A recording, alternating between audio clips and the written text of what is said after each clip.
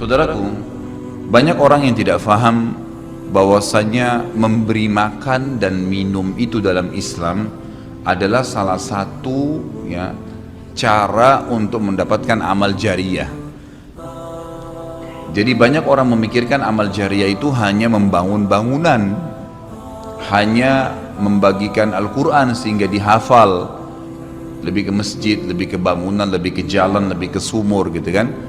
Padahal sebenarnya ada hal-hal lain yang bisa menjadi penyebab amal jariyah, di antaranya makanan dan minuman.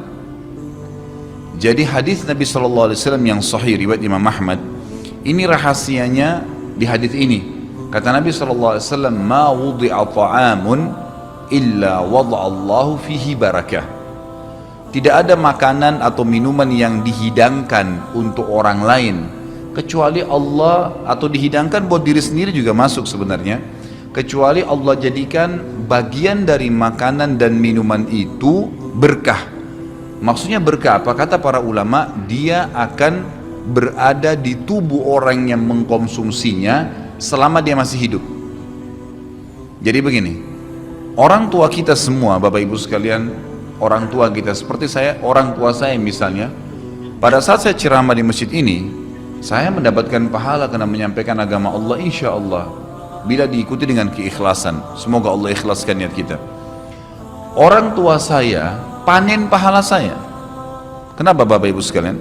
Karena saya tumbuh dari ASI ibu saya, dan saya tumbuh dari nafkah ayah saya.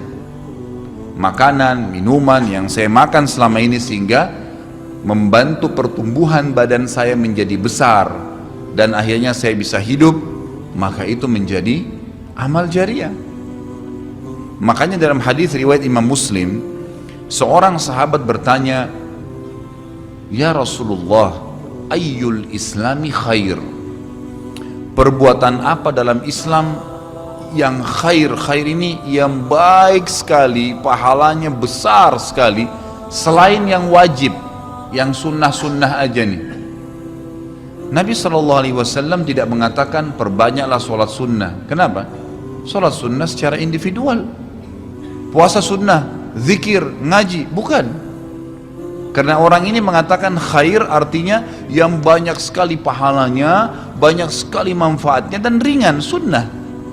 Berarti orang lain bisa merasakan. Apa jawaban Nabi SAW? Tut'imut ta'am wa tusallimu ala man ta'rif wa man lam ta'rif.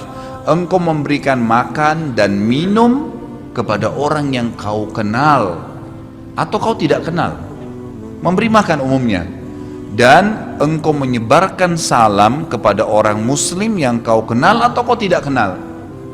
Tapi saksi bahasan kita potongan awal hadis ini, di mana Nabi SAW menjadikan amal yang paling baik, besar pahalanya dalam Islam ternyata memberi makan dan minum orang lain. Kok bisa? Bukankah dalam secara akal kita, kalau kita makan dan minum kan habis gitu kan? Ternyata yang dibuang oleh tubuh itu yang tidak dibutuhkan saja. Yang jadi, mohon maaf, air seni kita, air kencing dan buang air besar jadi tinja, itu yang tidak dibutuhkan oleh tubuh, tapi yang dibutuhkan diambil, diserap gitu kan? Dia akan menjadi bagian daripada otot-otot, urat-urat yang memang membutuhkan pembaharuan, atau bahkan menjadi bagian daripada darah di tubuh kita, dan seterusnya.